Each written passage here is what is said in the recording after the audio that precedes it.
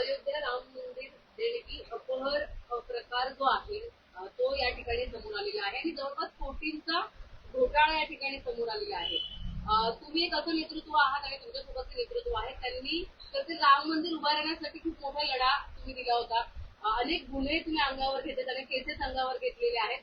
अशा नंतर राम मंदिर उभं राहतंय अयोध्यामध्ये आणि ही जी कमिटी बसते त्या कमिटीच्या माध्यमातून एवढा मोठा भ्रष्टाचार समोर येतोय. आज आपण तिथे रक्त सांडलंय. काय वाटतं तुम्हाला, काय भूमिका आहे हे जेव्हा प्रकरण तुमच्या डोळ्यासमोर येतं ते? सुद्धा मला बऱ्याच जणांनी प्रश्न विचारले आणि बरं झालं तुम्ही हे थोरात यासाठी पत्रावर तुम्ही आले. एक 10-12 दिवस झाले लोक आम्हाला विचारतात तुम्ही अयोध्येला गेले, सगळ्यांना माहिती कारसेवक आहेत आम्ही एक 2 टाइमची. आणि मग ते हे प्रकरण काय चाललंय, तुम्ही काय आवाज उठवत नाहीयेत, तुमच्या धर्माचे पक्ष आहे, तुमच्या पक्षाची सत्ता आहे, असं नाहीये. राम हा सगळ्या धर्माचं एक आस्था आहे. राम म्हणजे कुठलं देव म्हणून आम्ही मानत नाही. मी एक मुळात सांगेन की 1990ला जेव्हा काश्मीर आंदोलन झालं, संतोष नायर असेल, आम्ही असेल, आरकेडी कॉलेजमधून शरद मध्ये नेतृत्वाखाली आम्ही संघटनेत आलो अखिल भारतीय विद्यार्थी परिषदमध्ये. 1991ला 1 वर्ष कष्ट केल्यानंतर अखंड आम्ही कानपूरच्या अधिवेशनात गेलो असताना कल्याण सिंग मुख्यमंत्री होते. म्हणजे हिस्ट्री 5 मिनिटं आधीचा मागचा मी प्रस्ताव सांगतो. आणि तो कल्याण सिंग बसेस करून कानपूरवरून आम्हाला अयोध्येला घेऊन गेले. तर फर्स्ट टाइम आम्ही एक कपड्याच्या ह्याच्यामध्ये रामाचं आणि सीतेचं आम्ही छोटंसं मंदिर बघितलं. म्हणजे राम आमचा उघड्यावरती होता. जो हिंदूंचा मोठं प्रभुत्व मानतो, रामाला आराध्यदैवत मानतो, ते उघड्यावरती राम होती, त्या ठिकाणी मंदिर होतं आमचं. आणि नंतर 1 वर्षामध्ये आखणी केल्यानंतर 6 डिसेंबर ही तारीख ठरली. तारीख ठरल्यानंतर चलो अयोध्या चलो कारसेवा असं विषय ठरला. आमचं संधी जायचं एवढं मला माहिती होतं. पोहोचल्यानंतर आम्ही त्या ठिकाणी थोडं एक 8-10 दिवस आधीच पोहोचलो आम्ही. कुठे? मंदिराजवळ. आमच्या बदलापूरच्या पोरांना रेमानीकडे असल्यामुळे आम्ही मशिदीच्या जवळ जाऊन बसलो. त्या ठिकाणी तंबू पकडला, कारण तिथे 7 ते 8 लाख लोक अयोध्येमध्ये आली होती कारसेवक. एकदम जवळ आमच्या साईडच्या तंबूमध्ये कॅबिनेट मंत्री त्यावेळेचे म्हणजे जगन्नाथ पाटील असेल, राम कापसे, राम नाईक होते त्यावेळेचा एकमेव खासदार राम नाईक होते. पण ते साईडला तंबू सगळे एकत्र झोपले असायचे साईडला घेतलं. आदल्या दिवशी आम्हाला लक्षात आलं की आम्हाला आम्ही लहान मुलं, आम्हाला तसं माहित नव्हतं की बलिदान पत्र काय असतं हे आम्हाला काहीच माहित नाही. तर नावं लिहायला आले काही पोरी आणि नावं लिहून घेतलं आमच्याकडून की बलिदान द्यायचं आहे. नावं कोण देतं, आम्ही नावं दिली लहान वयात. रात्री 2:30 वाजता मला संतोष नायर आणि अजयने सांगितलं आणि बलिदान पत्रक म्हणजे जी फायरिंग होणार, 90ला जी फायरिंग झाली होती, 1000 हिंदू गेले होते, तर फायरिंग होणार तर पहिलं जे 1000 जणांचं पत्रक झालेलं त्या पथकामध्ये तुमची नावं आहेत. सकाळी 6 वाजेपर्यंत आम्ही झोपलोच नाही. आम्हाला माहित नव्हतं बलिदान पत्रक काय असतं आणि फायरिंग होते आम्हाला माहिती होतं. आणि मागचे जाऊन ते मस्जिदमध्ये हल्ला करायचं ठरलं होतं. जे आहे ते फॅक्ट सांगतो. आता काय आम्हाला गरज घाबरत पण नाही. जे आहे ते आता 50 वय झाले, त्यावेळेला 16 वय होतं आमचं. पण ठरलं होतं बलिदान पत्रक. नंतर सकाळी 8ची आम्हाला घोषणा झाली. त्यावरनं अडवाणी साहेब बरोबर LK अडवाणी 10 वाजता आम्ही शेजूरला आंघोळ करून आलो. बरोबर 11:15 वाजता मी डोळे मिटलं पटकन सांगेन की वरती LK अडवाणी होते. मला वाटतं ग्राउंड प्लस म्हणतो स्टेज असेल ना संतोष. LK अडवाणी होते. त्यावर मुरली मनोज जोशी होते, विनय कटियार होते, प्रवीण तोगडिया होता, अशोकजी सिंगल संस्थापक होते. त्यावर 2 राजरागिनी होत्या, एक उमा भारती आणि दुसरी ऋतुमार देवी होती. मला अजूनही 11:30 वाजताचं भाषण ऐकतोय. शेवटचं भाषण ऋतुमार देवीचं होतं. तुम्ही गुगलला सर्च करा ऋतुमार देवी कोण आहे. आणि ती भाषणात एवढं बोललं मला चांगलं आठवतं, ज्याला ती मस्जिद तोडा घेतली. म्हणजे ही गोष्ट, ही फॅक्ट मी सांगतो. जे ती कारसेवक असतील, जर देवेंद्र फडणवीस कारसेवक असतील त्यांनी पण हे लाईव्ह ऐकलं असेल. ऋतुमार देवी अशी म्हटली सुद्धा, चायना में रहने वाले चाइनीज हो सकता है, थाईलैंड में रहने वाला चाइनीज हो सकता है, जापान में रहने वाला जापानीज हो सकता है, पाकिस्तान में रहने वाला पाकिस्तानी हो सकता है, आयरलैंड में रहना आयरिश हो सकता है, 80 करोड हिंदुस्थान में रहने हिंदू क्यों नहीं हो सकता है. असं बोलल्यानंतर अंगावर काटा आला सगळ्यांच्या. आम्ही 16 वर्षी पोरं साईडनी काही जण साखरदंडे घन सुरून घेऊन चालले होते, बरोबर ना, चालले होते. आणि 5व्या मिनिटाला 2 पोरं भगवान यांच्याकडून वरती चढले. 12 वाजून 5 मिनिटांनी पहिला घुमट पडला अर्धा पोचामध्ये. आम्हाला पण सुचलं नाही. संतोष नायर सांगेल तुम्हाला, एक लिंबाचं झाड होतं मोठं, त्याला दोरी टाकली होती आणि दोरीवर चढून आम्ही त्या घुमटावर गेले. घुमट कमीत कमी 3 मजली उंच असेल. तो वाटलं सोपा विषय नव्हता. 3 घुमट होते. आज मी लाईव्ह सांगतो विषय.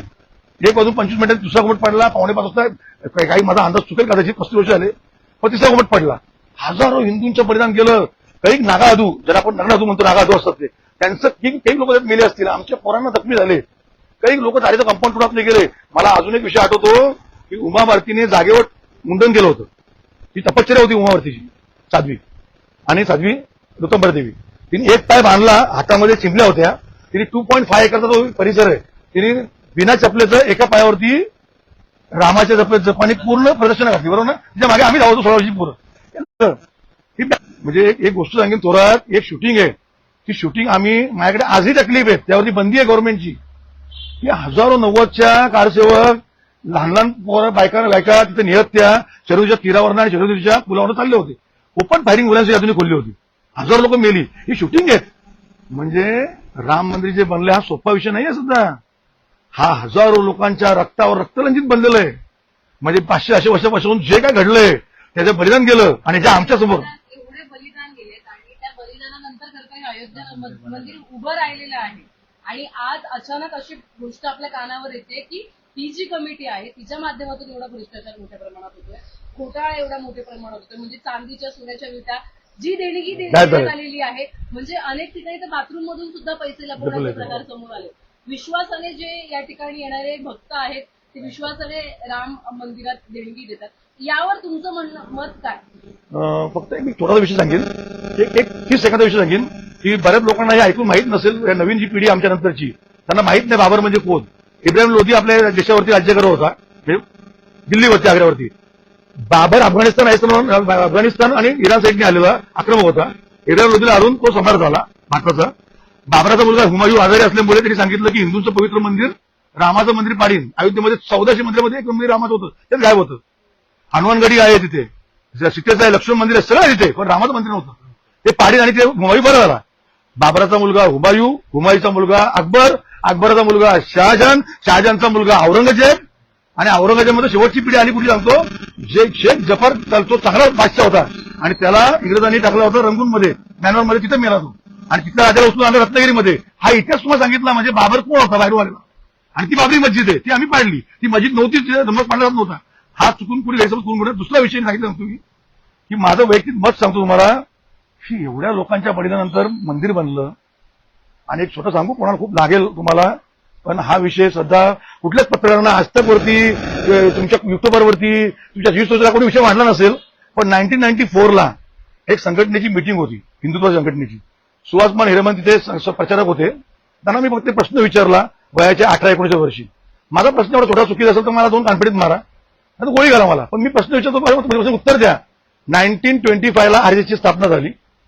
नंतर जनसंघ स्थापन झाला. जनसंघ पूर्वीचा बीजेपी. त्यानंतर 9 जुलै 1949ला अखिल भारतीय विद्यार्थी परिषदेचे कार्यकर्ते आम्ही एबीव्ही स्थापन झाली. एबीव्ही स्थापन झाली. 1965ला विश्व हिंदू परिषद स्थापन झाली. 87ला भजन स्थापन झालं. दादा पाटलांनी गर्जना स्थापन केली. दुर्गावाहिनी झाली. हजारो लोकांच्या आहुत्या गेल्या, तरी भारतीय जनता पार्टी सत्ता येत नव्हती. मी स्वतः बीजेपीचा फाउंडर मेंबर आहे. सध्या 2-2, 5-5, 10, 15, 25, 55 खासदार होते. पण अयोध्येचा मुद्दा आल्यानंतर मी एक छोटा विषय सांगेन की अयोध्येचा मुद्दा झाल्या श्रद्धा 192 खासदार आले आणि अटल बिहारी वाजपेयी देशाच्या सत्तेवरती आज जवळजवळ 35 वर्षांत बसले. म्हणजे अयोध्या मुद्दा हा आस्थेचा विषय होता आणि आस्थेला हात घातल्यामुळे सत्ता आपली आली.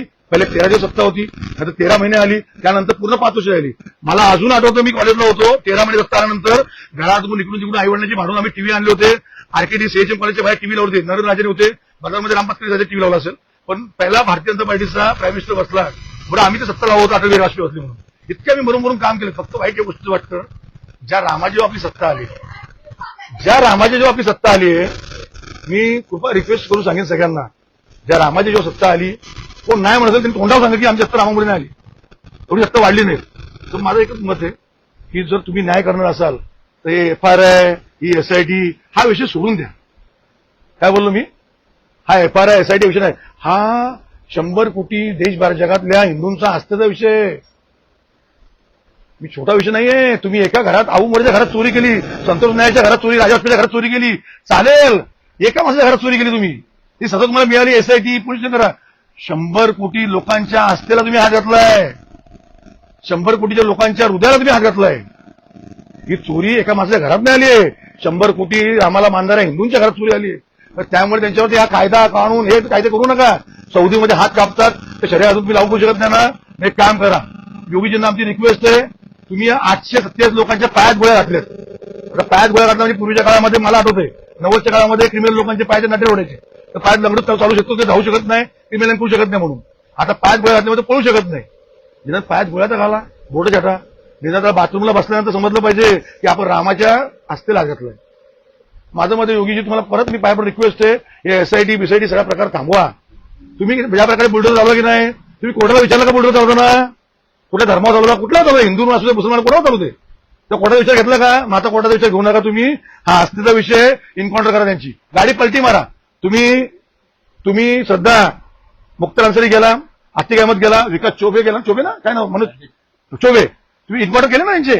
गाडी पलटी मारा, त्यांना कसे करा. तो चोबे असू दे, तो शुक्ला असू दे, तो मिश्रा असू दे, पांडे असू दे, यादव असू दे, न तो आहू मोठे संतोष नाही असू दे, आम्ही कोणी असू दे, आम्हाला गोळ्या घाला म्हणजे आमचा मुलगा असू दे. असलेल्या आधातला याच्या पुढे कोणीही धर्माच्या नावाखाली चोऱ्या माऱ्या करणार नाही, अशी व्यवस्था मोदीजी आणि योगीजींना रिक्वेस्ट आहे. आपण कराल असं आम्हाला वाटतंय, पण तरी पण आम्हाला रिक्वेस्ट आहे, तुम्ही फार इझिली हँडल करता येते सगळं. हे जर ती चोरी म्हणजे श्रद्धा दुसऱ्या धर्माचा माणूस असता, हा देश पेटला असता आणि देश तुम्ही जाळून टाकला असता. आता मी खरं बोललो तर हिंदू विरोधी बोलेल, कोण मला हिंदू विरोधी बोलेल? पण आज एवढा मोठा घोटाळा समोर आलेला आहे, आज एकही तुमच्या संपर्कात असणारी संघटना कोणीही आवाज उठवलेला नाही, 100% कोणीही संघटना पुढे येत नाहीये की म्हणजे कोणी प्रश्नच विचारत नाही या संदर्भात, किंवा कोण आंदोलन करत नाही, किंवा कोण जाब विचारत नाही. हे का चित्र आहे? म्हणजे तुम्ही सुद्धा अनेक संघटनेशी संलग्न आहात, त्या संघटनेने सुद्धा आजपर्यंत आवाज उठवला नाही. म्हणजे मला सध्या मी शोक आहे, आता मला झोप लागत नाही. तुम्ही आवाज का उठवत नाही? मी संघटनेची नाव घेतली सगळ्या. अरे मूळ मी अखिल कार्यकर्ता 90 पासून तर 95 पर्यंत जेवढा आपल्या केस झाल्या, चला आम्हाला वाटला प्रभाकर धारगोळ साहेब एकाची, सगळे कुलगुरूवर साहेब एकाची, खलनायक पिक्चर संजयवरती सगळे पडदे लावून टाकले, आम्ही जेलमध्ये गेलो. आम्हाला वाटलं आम्ही करून टाकलं, विलास देशमुखच्या वेळेला पण आंदोलन केलं, जे करायचं जेवढे आंदोलन मंत्र्यांचं आम्ही जाळपोळ केली राजस्थानमध्ये पावसाने. आता का करत नाहीत तुम्ही? आपली सत्ता आहे म्हणून असं चुकीचं वागू नका, चुकीचं वळण लागेल, लोकांची श्रद्धा तुमच्यावर उठून जाईल. तुम्हाला वाटतंय अरे मोठमोठे सम्राट आले आणि गेले, आपण मनुष्य आहेत. ते सम्राट होते नेपोलियन पासून, नेपोलियन, हिटलर, त्याच्या आधीचा कोणतं अलेक्झांडर, सिकंदर, पोरस, किती मोठमोठे सम्राट झाले. अशोक सम्राट संपले, चंद्रगुप्त मौर्यापासून गुप्तपासून सगळे संपले, चालले चोल्ले सगळे संपले. तर आपण कोण आहेत? पण तुमचा त्या संघटनांशी काही संपर्क झालाय, बोलणं झालंय का? मी बोलायला प्रयत्न करतो, मला उत्तर द्यायला मागत नाही. आता मला असं वाटतंय की माझी मुलाखत ऐकल्यानंतर तर थोडे डिस्टर्ब होतील आणि मला विचारतील अहो असं का बोलला, कारण विचारलं पाहिजे. आपला मुलगा चुकला तर मुलाला बापाला विचारायला अधिकार आहे. आता विश्व हिंदू परिषद ही संघटना आहे जी खूप चांगलं काम करते, बरोबर आहे. आज या विषयावरती संघटना गप्प आहे. RSS सारखी संघटना आहे जी खूप चांगलं काम, बजरंग दल आहे, बजरंग दल आहे, आम्ही तर एबीवीचे कार्यकर्ते आहेत, आमची संघटना गप्प आहे. आता याचं उत्तर मला पण समजत सुचत नाही, पण ऍक्च्युली हे उत्तर त्यांनीच दिलं पाहिजे. खरं मला समजत नाही, तुम्ही का देत नाहीये?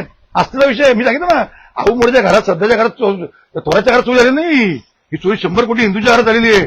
असताय परत रामाला कोण मानणार नाही, केदारनाथला कोण जाणार नाही, बद्रीनाथला कोण जाणार नाही, तिरुपती बालाजीला, वैष्णोदेवीला, सिद्धिविनायकच्या मंदिरामध्ये त्या बाबा बरबरीची काय ते खाटूश्याम, हजारो लोक लाईनीत उभे राहतात, तिथे कामाख्या देवीला उभे राहतात, जगन्नाथपुरी उभे राहतात, कोणाक मंदिर उभे राहतात, आमच्या अय्यप्पा स्वामीचे उभे राहतात. लाखो लोकांची श्रद्धा इथे, लोकांची फोटो भरले जातात. उद्या इथे कोण राहणार नाही, श्रद्धा उठेल, आस्था उठेल. आस्थेला तुम्हाला समजतो काय असतो? मी सांगतो तुम्हाला काय असते आस्था. मी 2007 इथं बाहेर पडलो, भारतीय जनता पार्टी अध्यक्ष होतो. एक मुसलमानाचा मुलगा माझ्या मित्राचा मुलगा चालला होता, सलील म्हणून. आज तो मुलगा मोठा आहे, आज चांगला कामाला लागला, बाहेर IT कंपनीत काम करतो. छोटा मुलगा होता, त्याला बघितल्यानंतर मला असं वाटलं हात केला, कॉफी दिली. त्या दिवशी मला एक टेंडर लागलं, 3.5 लाख रुपयाचा मला फायदा आला. त्या मुलाला मी 5 स्टारची एक हे दिली, सलील मुलगा बघा, एक काटपिटी दिली का फक्त, पण मला त्यात फायदा 3.5 लाख रुपये आला त्या टेंडरमध्ये. म्हणजे माझं मत काय आस्था, म्हणजे माझा जीव वाढला की या मुलाला मी बघितल्यानंतर एक आस्था असतो. गावाच्या वेशीवरती वेतोबाचा एक दगड लावला असतो, चिंतन असतो की बाहेरची वाईट विद्या गावामध्ये येऊ नये म्हणून आपण वेतोबाचं किंवा हनुमानाचं मंदिर बांधतो, तो दगड असतो. देव ऐकत माहिती, लोकांची श्रद्धा असते ना, म्हणतात आस्था, श्रद्धा. तुला श्रद्धा आहे, लक्षात ठेव. लोक त्याला आस्था म्हणतात, त्याची आस्था असते. लोकांच्या गावाच्या वेळी चेरोबा असतो, गावाच्या शेतामध्ये एक दगड असतो, चांगलं पीक येऊ दे बाबा, एक आस्था असते. त्याला शेतकऱ्यावर देव नसतो, पण ती आस्था असते. मग त्या मुलाचं मी उपयोग घेतली, मला असं वाटलं की मला चांगलं झालं. एक श्रद्धा आहे, तो मुसलमान बघितलं नाही, एक श्रद्धा असते. तुम्ही जर मुसलमान लोकांचं काय घडलं तर आज तुम्ही इन्क्वायरी करता की नाही, बुलडर जाऊन तुम्ही घर यांची घर तुम्ही काय पाडतात, तुम्ही पाडा यांची. तेव्हा 100 कोटी हिंदूंना. आणि योगीजी, मी एवढा तुमच्या एवढा मोठा नाही, तुम्ही माझे आज गॉडफादर आहेत, आम्ही तुम्हाला गॉडफादर मानतो, तुम्हाला गॉडफादर मानतो. आणि आज ह्याच्यापुढे तुम्हाला मानू, सत्ता परत आणायची असेल तर तुम्ही हेच करा. तुम्हाला 100 कोटी हिंदू तुम्हाला तुमचे पाया पडतील, अख्या जगभरातले. असं माझा एक विषय. आणि एक विषय की टीईटी बद्दल सगळ्याचा वारंवार होणारी पेपर फुटी ही फक्त परीक्षा व्यवस्थित नाही, तर परीक्षांच्या भविष्याची फसवणूक आहे असं आपल्याला वाटतं. दादा, मी कसा बीकॉम झालो. आम्ही संघटनेचं काम करताना आता अख्खा दिवस संतोष नाही, पण हा हुशार संतोष नाही. आम्ही जीव करून शेवटच्या 15 दिवस आम्हाला अभ्यास करायला भेटायचा. संघटना काय सांगायची, नापास झालं पण संघटनेत घेणार नाही. तोडून अभ्यास 15 दिवसांनी सगळा अभ्यास करायचो, सगळ्यांना बसून सगळे मित्र म्हणून, आणि कशा वर्षी एकीकडे जाऊन पास व्हायचो. पेपर फुटी लोकांना आत्महत्या केल्या. 7-8 करोड भेटतात आणि जेल 2 महिने होते. बरोबर बोलला. 7-8 करोड आपलं प्रॉफिट आहे. गेलो तर आतमध्ये काय फरक पडतो. आपले कायदे बरोबर झाले पाहिजेत, महत्वाचा मुद्दा. पोरांनी आत्महत्या केल्या. सध्या विषय महत्वाचा नाहीये, सिरियस विषय हा विषय नाही की लोक तयारी करत येतात, आणि तीच तयारी सध्या तुझ्या बहिणीची किंवा तुझ्या मुलीची असेल, माझ्या मुलीची, संतोष नाहीचा मुलगा आता कुठे गेलाय, बीटेकला गेलाय. ती तयारी जे करतात ना मुलं, तीच तयारी 3 दिवसात होईल असं नसतं. ती बुद्धी त्या टेन्शनमध्ये असेल, घरात तो नसेल की त्याच मेंटॅलिटीमध्ये जाऊन परीक्षा देईल असं नसतं. आणि तुम्ही करता आणि त्यांना तुम्ही काहीच आवाज उठवत नाहीत. अखिल भारतीय विद्यार्थी परिषदेने देशातल्या सगळ्या जेवढे शिक्षण मंत्री त्यांना रस्त्यावर टोपले पाहिजे होते. संघटना का गप्प राहिल्या संघटना? रस्त्यावर फिरून देऊ नका कुठल्या शिक्षण मंत्र्याला तुम्ही. सरकार तुमचं आहे, सरकारने कुठेतरी कठोर भूमिका 100% घेतली पाहिजे. आहू मोरे बोलतो म्हणे, लोकांच्या मनातली खतखतेही आहू मोरे मांडली. उद्या तुम्ही जर नाही एक सत्य सांगितलं ना तर वाट लागेल. आज आहू मोरे इलेक्शनला पडला, बरोबर. माझ्यात काहीतरी त्रुटी आहे म्हणून पडलो ना मी, माझ्यात काहीतरी कमजोरी आहे, माझं काहीतरी लोकांना मी द्यायला कमी पडलो असेल, मी पडलो.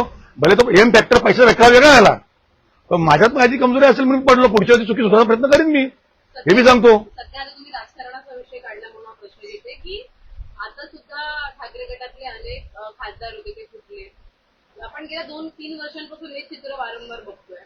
एकीकडे जे तुमच्यासारखे पक्षाशी एकनिष्ठ असणारे जे काही उमेदवार आहेत, 2 वेळा पक्ष चेंज केला मी, ते या ठिकाणी म्हणजे त्यांना या ठिकाणी पराभव स्वीकारावा लागतोय. पण एकीकडे जिंकलेले खासदार सुद्धा पक्ष वेळेवरती बदलतो. बघा आता मी त्या लेवलला एवढं माझी लायकी नाही, मी एवढ्या मोठ्या माणसामध्ये बोलू शकतो. पण एक गोष्ट सांगतो की मी 90ला संतोष नायर राजाकडे आम्ही सगळ्या संघटनेत आलो. कॉलेजवरती खूप मोठी लिडिंग केली, आरकेडी पासून सगळे मुंबईचे मोठमोठे कॉलेज आम्ही हरवले. फक्त एक विषय सांगेन की त्यावेळेला असलेले म्हणजे ह्या घटना कशामुळे घडतात ती बोलली ना उद्धवजींच्या इथे. बाळासाहेब असताना मला अजून आठवतं की माणसं बोलवायला लागत नव्हती गाड्या बोलवाना. माझे वडील, आम्ही लालबागचे, दादरवर मला म्हणजे हायला होतो ना मी गणपतीला, तर त्या खांद्यावरनं घेऊन जायचे शिवाजी पार्कला, लालबागवर दादर चालत. बाळासाहेबांनी असा हात वरती केला ना तर लाखोनी लोक अशी पाकडासारखी मुंग्या उठायची. ते लोकांची श्रद्धा होती बाळासाहेबांवरती, श्रद्धा नष्ट आली नेत्यांवरून. आता दुसरा विषय सांगू तुम्हाला, मी बोलण्याची माझी लायकी नाही, मी सांगू 90 पासून 4 संघटना बघितल्या. 1 अखिल भारतीय विद्यार्थी परिषदचा मी कार्यकर्ता, 2 एनएसयू आहे, काँग्रेस आहे, एनएसयू आहे, बरोबर. नरू वर्माचे काम करायचं त्याच्या पाठीमागे काम करायचा. 3 शेवटला काम होतो. 3 एसएफ आहे म्हणजे कम्युनिस्ट संघटना, बरोबर.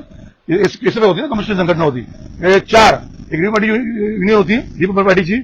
आणि 5वी बीव्हीएस म्हणजे भारतीय विद्यार्थी सेना, त्यांचा प्रमुख होता राजसाहेब ठाकरे. म्हणजे मी 90 पासून अखिल भारतीय विद्यार्थी परिषद आणि बीव्हीएसचं काही पटलं नाही. लक्षात ठेवा मी काय बोलतो. कॉलेजची इलेक्शन असेल तेव्हा हाना मार्या, फायरिंग, माटुंगच्या आमच्या कार्यालयावरती फायरिंग झाली, खूप मोठे गँगस्टर उतरायचे. पण एक सांगेन, मी बाकी तो विषय सोडून त्या संघटनेत होता, पण जिथून मी 90ला मला अक्कल आली 15 वर्षी, तिथून मी राजसाहेबांना बघितलं होतं, बाळासाहेबांचं म्हणून. त्यातून संघटना आरोप नाही करणार कुठल्या नेत्यावरती, पण आता माझा एक सल्ला म्हणणार आपण कुठे मोठे नाहीत, अजूनही वेळ गेलेली नाही. राजसाहेबांनी शिवसेना असावं आणि हँडल करावं तर बऱ्याचशा गोष्टी वेगळ्या घडतील असं मला वाटतं. आयपन नॉलेज हे माझं वैयक्तिक मत, संघटनेचं मत नाही. तर राजसाहेबांकडे जी लकब आहे ती बाळासाहेबांची लकब आहे, त्याची बोलण्याची कला आहे. मग ते जर असतील तर विषय बरेचसे कमी होतील असं मला वाटतंय. आणि राजसाहेब मनसेत असल्यामुळे प्रॉब्लेम होतोय, पण राजसाहेबांना सेनेची साथ घेऊन जर सेनेचं हे केलं तर शिवसेना हा विषयच वेगळा आहे. किंवा उद्धव बाळासाहेब ठाकरे शिवसेना, मी आता सध्या शिवसेना आमची आदरणीय शिंदेबांकडे त्यांना लिगली दिलेली आहे. पण मी सांगेन की जे आता उभाटा काढायची आहे ते जर दिलं तर नेतृत्व चांगलं मोठं होऊ शकतं. आता आपण म्हणतो हा ह्याची लायकी आहे का, बोला काय, मला लोकशाही विषय मांडायचा अधिकार आहे, मी मांडला. मी एवढं वर्ष कष्ट केले, 35 वर्ष. आणि कोण जर माझ्याबद्दल धर्माबद्दल शंका खात असेल, आता मग अशी विश्व भजनला बोलला, मी शंका नाही घालली. मला मग त्यांनी माझ्या हरकी जंगल आता बोलत नाही, जाऊ दिसला आम्ही जल आलोय. एक सांगेन, 1992ला मजीद प्रकरण झाल्यानंतर 93ला आम्हाला आदेश आला, राम कापसे खासदार केलं होतं राम कापसे, आणि सांगितलं की तुम्हाला भिवंडीला जायचंय. 84ला भिवंडी दंगल झाली होती बघा, कॉलेजची मुलं, आणि आदेश आला बीजेपीकडून. आम्हाला काहीच माहित नाही संघटना काय असते, आणि पोलिंग एजंट गेलो आम्ही. सध्या ज्या ठिकाणी दंगल झाली त्या भिवंडीच्या मेन मोबाईल एरियामध्ये आम्ही पोलिंग एजंट गेलो होतो. शाळेचं अंजून नाव लक्षात नाही माझ्या, सगळे आमच्याकडे बघायला लागले, कुठून आलेत तुम्ही, तर काय कार्यकर्ते बीजेपी का, सब लोक खुन्नस से देखे हमारी तरफ. हे बच्चे लोग आए कैसे, छोटे बच्चे लोग हम लोग. एक कार दिलं होतं आम्हाला, पाण्याची बाटली नाही, वडापाव नाही, काय नाही, 2.5 वाजले काय नाही, सगळे आमच्या कुंडच नाही बघवते, कारण तो मुसलमान एरिया. एक बाई आली लेडीज, तिने आपण बुरखा असतो ना, ती आलेली. अरे बेटा आप कहाँ से आहे, बोले बदलापूर से आहे. आपको किसने भेजा है, आपको मालूम है क्या है. मग त्या पोलिसांनी आम्हाला सांगितलं की देश स्वतंत्र झाल्यानंतर, नीट ऐका सगळ्यांनी, भारतीय जनता पार्टीचा पहिला एजंट तुम्ही आलेत. मग मी आणि आशिष भाई होता पूर्ण वेळ, मी आणि आशिष भाई होता सध्या, म्हणजे पहिल्यांदा पोलिंग एजंट देश स्वतंत्र झाल्यापासून भिवंडीच्या त्या बूथवरती भारतीय जनता पार्टीचा पहिला पोलिंग एजंट आम्ही बसलो होतो. मग त्या बाईने आम्हाला बिर्याणी दिली, तो बिचारा आम्हाला असल्यामुळे त्यांनी बिर्याणी खाल्ली नाही, त्यांनी वडापाव खाल्ला, मी थोडी बिर्याणी खाल्ली. पण तिने सांगतोय म्हणजे त्या एरियात जाऊन पोलिंग एजंट बसणं हा छोटा विषय नव्हता. अरे मालेगावच्या सोडा, अजून कित्येक मोठ्या एरियामध्ये आपले पोलिंग एजंट बसत नाहीत, आता बसायला लागले. आम्ही त्यावेळेला बसलोय. तुम्ही आम्हाला धर्म नका शिकू आणि शिकवायचा प्रयत्न पण करू नका.